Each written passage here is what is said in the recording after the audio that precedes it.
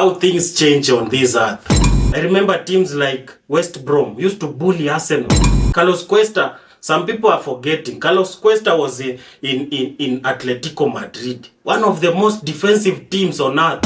Any Diego Simeone team is the best when it comes to defending. A spoiler, Arteta is no longer in the shadows of Pep Guardiola. It's not about tiki-taka. I'm not interested with tiki-taka. I'm interested with points. You can have all the money in the world, but without brains, you are just good for nothing, fella. You're just an empty skull. Hello guys, welcome to the football mess. It's gonna be slippery just as usual. Chef Bill Mkono, I'm back again. Today I'm going to talk about the dark arts of Arsenal. Breaking news, let me give you a spoiler. Arsenal is here to stay, guys. You better get used to Arsenal, because we are not relenting anytime soon. We are not changing anything. English Premier League teams, all of a sudden, they have filed complaints to Premier League, complaining about the dark arts of Arsenal. How things change on this earth.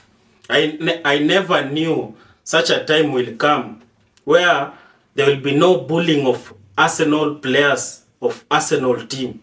Majority of teams used to bully Arsenal. Majority of teams used to bully Arsenal players on the pitch. Right now, you cannot bully any Arsenal player. Right now, you cannot bully any. And that is shocking the English Premier League. The shockwaves have been sent downstream English Premier League.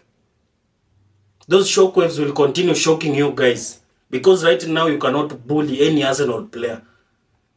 The same pundits, the same coaches, the same captains, the same players, majority of them were complaining. They were saying how fragile Arsenal is, how weak, how mentally weak they are. The days of Arsene Wenger, where we could have a match in Manchester, Old Trafford, Etihad, Anfield, and we get clobbered 5-8-0, 8-2, like the one 8-2 of Manchester United, 6-2 of Manchester City, 6-2 of Chelsea. Those days are gone, man. You better get used to this Arsenal. We are not getting bullied anymore. Those days are long gone. Those era of Arsene Wenger, the professor himself, of bullying players like Santi Cazorla, Koscielny, Senderos, Njoru. The reality is just checking in. Right now, which player can you bully in Arsenal? Benny Blanco is there. Calafiori is huge, he's just a giant. Saliba is another giant. Gabriel is another giant. Merino even has not even featured in any game, is another giant. Declan Rice is another giant. Havertz the same. Kiwior the same. Like, which player will you bully in Arsenal? And their mental strength is rigid right now. You cannot mess up with that mental strength of Arsenal players.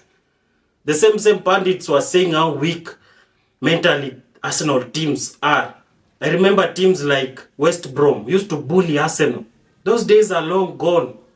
I wish I knew those. What are they complaining about? Those corners, fouls, set pieces that Arsenal has scored almost 28 goals starting from last season, blocking the goalkeeper.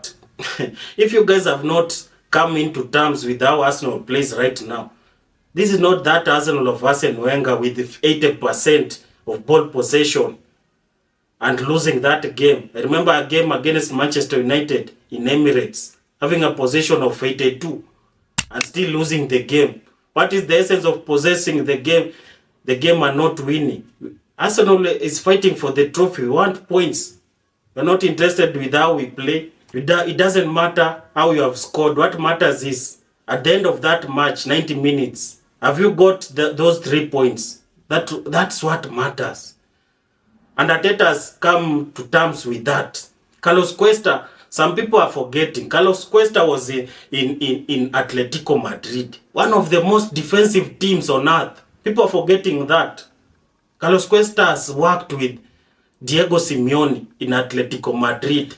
For me, Atletico Madrid is the best when it comes to defense. Even though this season they are a little bit shaky, any Diego Simeone team is the best when it comes to defending. People are forgetting Carlos Cuesta has worked with Diego Simeone, one of the best tacticians when it comes to defending. And we can see the influence he have on this Arsenal team. That defense, man, you can't bully. You can't bully that team, man. You can't. That team can't be bullied. So English Premier League teams should wake up to slumber and smell the coffee. Arsenal can't be bullied. A spoiler. Let me give you a spoiler. Arsenal is here to stay. We are going to score very many goals. It's up to you to know how to defend against Arsenal. We have had very many coaches in English Premier League with very dirty tactics. When those dark arts is a DO and his Newcastle team, it is okay.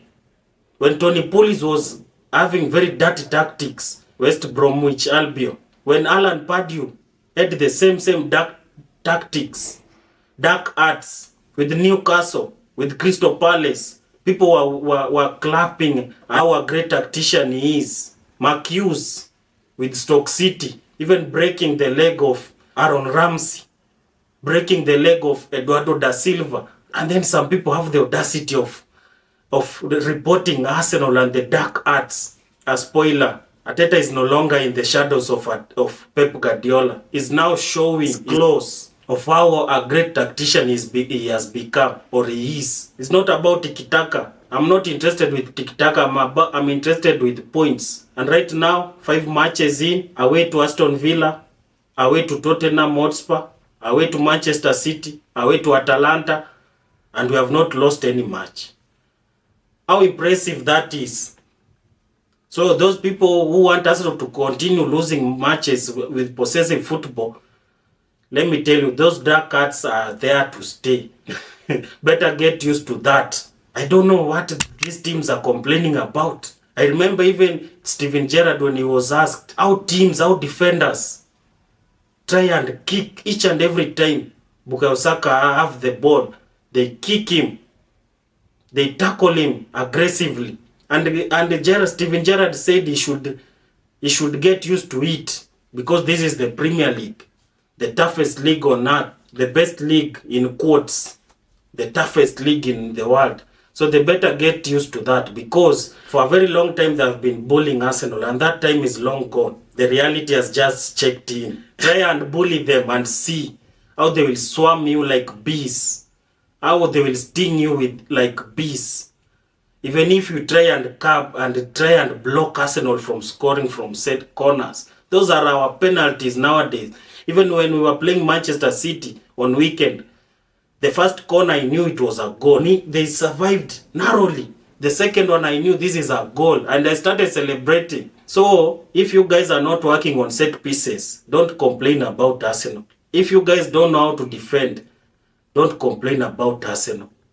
Because Arsenal are delivering.